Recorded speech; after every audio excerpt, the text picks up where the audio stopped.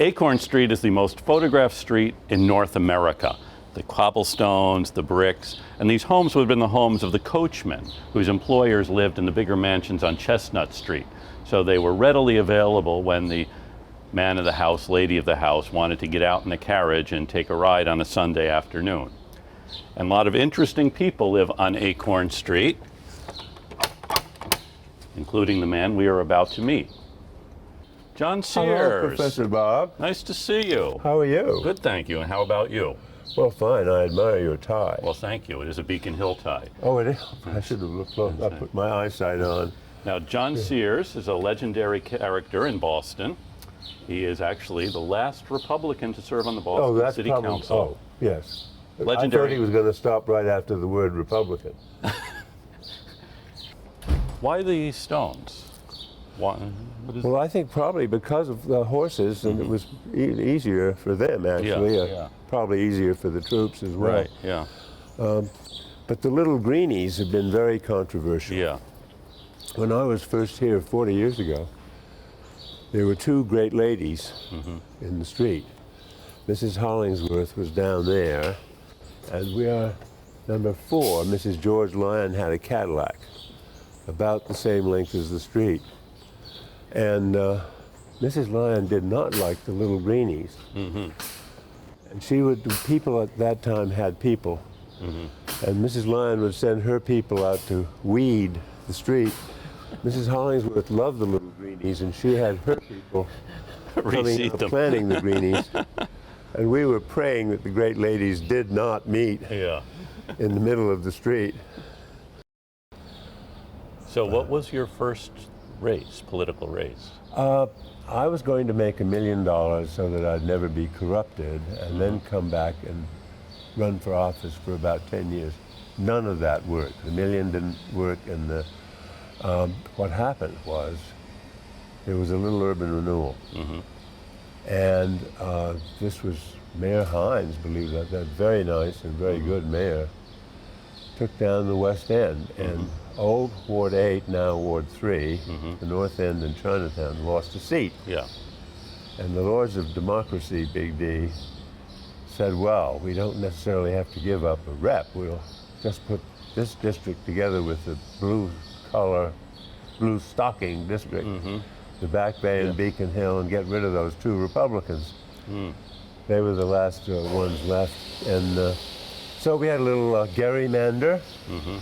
I'm willing to explain how I know how to pronounce that word. And there were 3 seats. But that didn't work either. And I won one of the seats, and Kathy Kane won. She was the lady the Democrats landed on. Kathy and I were supposed to run last and next to last. Yeah. We ran first and second. Wow. There was only 1 seat left for the 4 incumbents. They were all angry with both of us. But that's how that happened, and I was reelected. That was fascinating because I met a woman in the South End whose father had voted for Lincoln. Wow. Mrs. Murphy. How do you know the pronunciation of gerrymander? Well, we married into the Gary family too. Okay. And one of my golf partners was Ebby Gary, about 8th or 9th. And I took Ebby one day up into the Senate writing room and showed him a picture of his great ancestor who was involved in that little redistricting. And Ebby looked up at the picture and said, God, what a nose.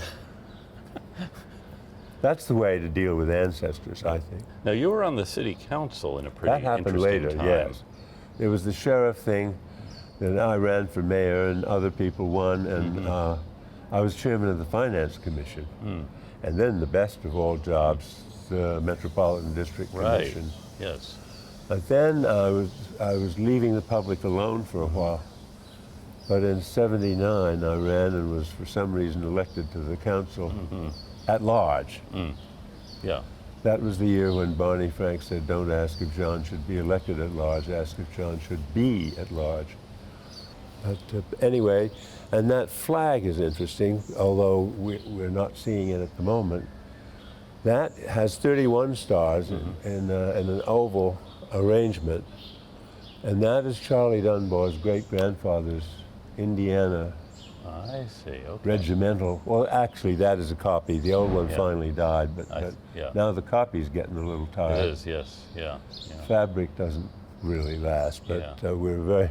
Yeah. We started this morning actually at the Shaw Memorial, and before seeing you, we were at the Freedmen's Monument at Park Square.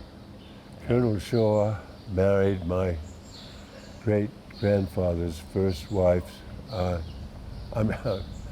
My great-grandfather's first wife was the aunt of Colonel Shaw, I see. Marion. So that was a family connection too. Mm-hmm.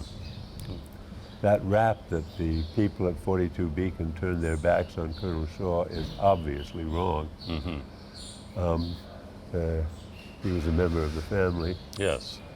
There's also the story about the Somerset Club, when the firemen came for the dinner, for their annual dinner, and they were told they had to go to the back door. Well, they were told by a dear friend of mine,